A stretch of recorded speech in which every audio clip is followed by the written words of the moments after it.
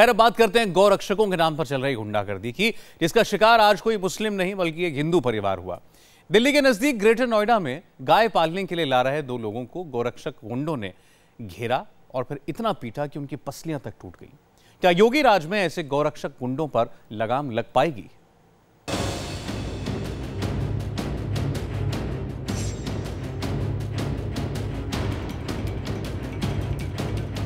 एक चारपाई पर भतीजा करा रहा है तो दूसरी चारपाई पर फूफा। दोनों की पसलियां टूट गई हैं और शरीर पर जगह जगह गहरी चोटें लगी हैं। इन्हें इस हालत में पहुंचाया है गोरक्षक गुंडों ने, जिन्होंने गाय बछड़ा लेकर अपने गांव लौट रहे इन दोनों लोगों पर जानलेवा हमला कर दिया और फिर घसीटते हुए थाने तक ले गए।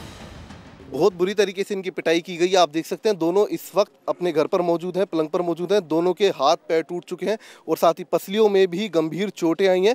हालांकि इनके साथ मारपीट करने के बाद जो खुद को गोरक्षक दल का कार्यकर्ता बता रहे थे, वो सभी बदमाश इनको खुद ही जेवर थाने लेकर गए। वहाँ पुलिस को सुपुर्द करने के बाद, अपने नाम पता लिखवाने के बाद वहाँ से बाहर निकल गए। ये हैरान करने वाली वारदात हुई है दिल्ली से सटे ग्रेटर नोएडा के जेवर इलाके में, वो भी योगी राज में।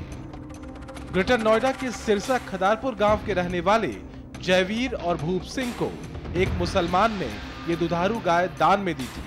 ये दोनों असगर नाम के उसी शख्स के गांव में मेहंदीपुर से गाय और बछड़े को लेकर आ रहे थे, लेकिन रास्ते में एक हैंडपंप पर पानी पीने के दौरान कुछ गोरक्षक गुंडों ने इन्हें घेर लिया। गोरक्षक गुंडे बिना कुछ पूछे इन पर बुरी तरह टूट पड़े। खा के गाय बांध के पानी पिला रहे थे गाय, और गाय पानी पिला के हमारा नंबर नियान दिया पीने का, इतने तो वो मार छेड़ हो गई है जी। इतने तो उन्होंने फिर होश ही नहीं लेने दिया, बताने का मौका ही नहीं दिया। फिर वही मार पीट के हमको थाने ले गए। गाय पालने के लिए ले जा रहे हैं, दूध दे रही है, 1-1.5 किलो दूध है, 2 बच्चे हैं, बच्चों के लिए दूध हो जाएगा। उन लोगों ने कैसी भी किसी भी प्रकार से सुनवाई नहीं की। हम हाथ जोड़ करके रिक्वेस्ट कर रहे थे उनसे कि भाई मारपीट मत करना।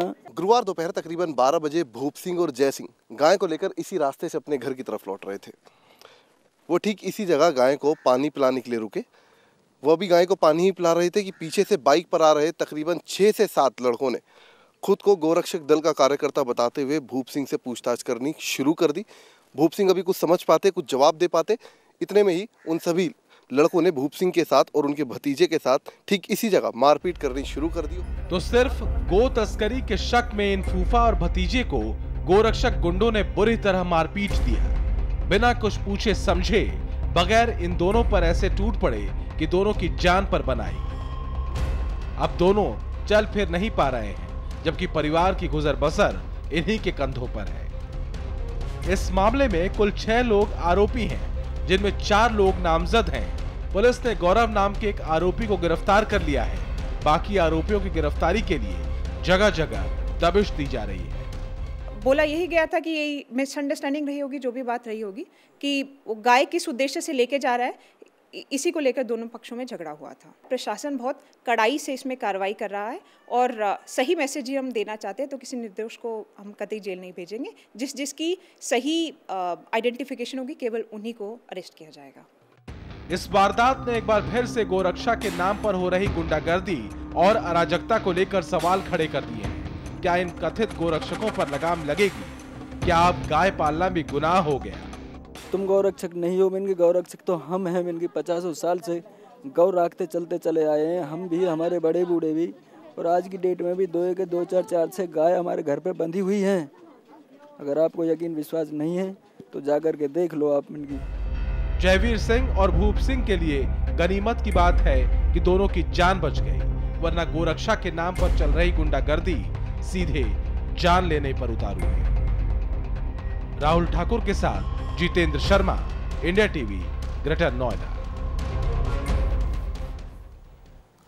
गौरक्षा के नाम पर गुंडागर्दी की इन बढ़ती वारदातों पर कैसे लगाम लगाएगी यूपी सरकार? जवाब देना चाहिए।